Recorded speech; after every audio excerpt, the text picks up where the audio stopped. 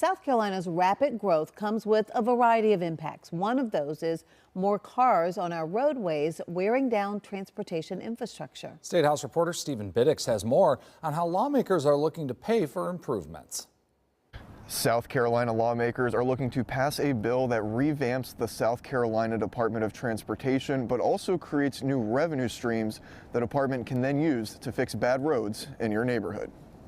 To make sure that we're getting roads either built or repaired as quickly as possible. A Senate bill creates sweeping changes for SCDOT and transportation infrastructure. One goal is to raise revenue for road repairs.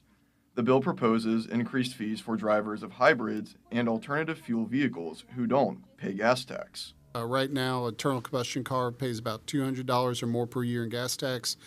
Our state registration fee for electric vehicles is at $120 every 2 years, so basically paying about a third into the maintenance of the system. The bill also restarts the conversation around tolls and express lanes. South Carolina has only one toll road in the upstate.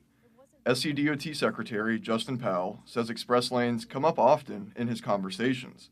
Lawmakers say more express lanes could be an option, not wanting to raise the gas tax. Adding capacity to the interstate, so the existing lanes that would be there would remain free and full in access and available to folks.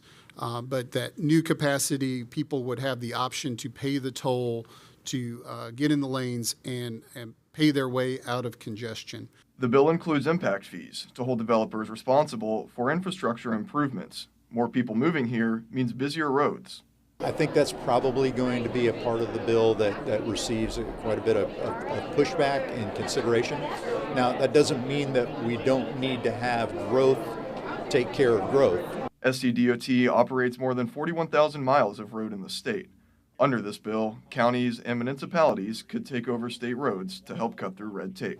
So if we can figure out a way that's a win-win for our local communities as well as the state, transfer that to somebody that can upkeep it, allow the state to commit more resources to the roads that the vast majority of the public uses, I think, again, that's a win-win.